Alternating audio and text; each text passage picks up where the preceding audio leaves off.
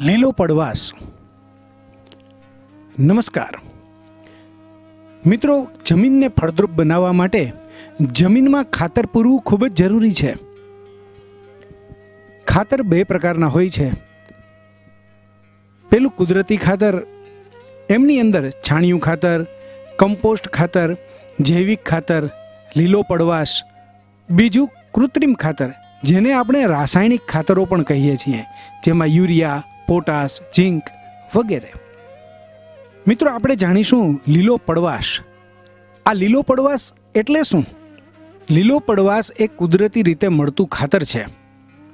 કઠોળ વર્ગના પાકને ઉગાડીને તેમાં ફૂલ આવવાની અવસ્થા પહેલાં ટ્રેક્ટરની મદદથી ડિસ્ક પ્લાવ દ્વારા જમીનમાં દાટી દેવામાં આવે છે, જે જમીનમાં વિઘટન પામી જમીનમાં પોષક તત્વ પૂરા પાડે છે.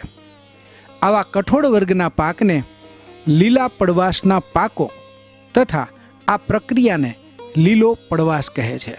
મિત્રો, હવે આપણે જાણીશું લીલા પડવાશમાં ઉપયોગી કઠોળ વર્ગના પાક. ખાસ કરીને શણ, ઇક્કડ, ગુવાર, મગ, ચોળા એ મુખ્ય કઠોળને ખાસ આ લીલા પડવાશમાં ઉપયોગ કરવામાં આવે છે. મિત્રો, આ પ્રક્રિયા કઈ રીતે કરી શકાય, ચાલો એમના વિશે પણ જાણીએ. યોગ્ય પાકને પસંદ કરી ચોમાસાની સિઝનમાં જે જમીનમાં લીલો પડવાશ કરવો હોય ત્યાં છાંટીને વાવેતર કરવામાં આવે છે. 45 દિવસ અથવા તો ફૂલ આવવાની અવસ્થા પહેલા આ પાકને ફરીથી જમીનમાં દાટી દેવામાં આવે છે, જે પ્રક્રિયા ટ્રેક્ટરની મદદથી ડિસ્ક પ્લાવ દ્વારા કરવામાં આવે છે. આ પ્રક્રિયા કરવાથી શું ફાયદો થાય એ સહજ છે. ચાલો જાણીએ એમના ફાયદા.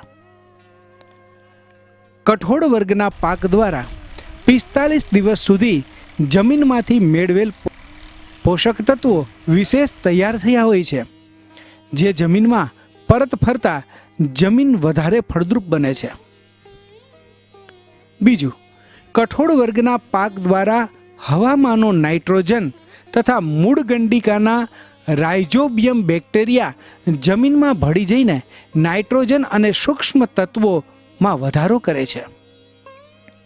ત્રીજું, જમીનમાં પાકના કોહવાવાથી જમીન છિદ્રાળુ અને ભરભરી બને છે.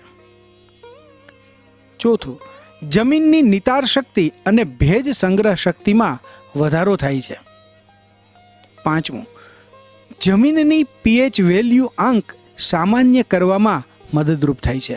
મિત્રો, ખરેખર જમીનને ફળદ્રુપ બનાવવા માટે આ લીલો પડવાશ ખૂબ જ જરૂરી છે. માટે કૃષિ યુનિવર્સિટી ભલામણ પણ કરે છે. તો ચાલો જાણીએ કૃષિ ભલામણ. લીલો પડવાશ કર્યા બાદ જમીનની ફળદ્રુપતામાં વધારો થાય છે. આથી લીલો પડવાશ કરેલ જમીનમાં જે પાક લેવામાં આવે છે તેમાં અંદાજે સામાન્ય ઉત્પાદન કરતાં 15 થી 20% જેટલો ઉત્પાદનમાં વધારો જોવા મળે છે.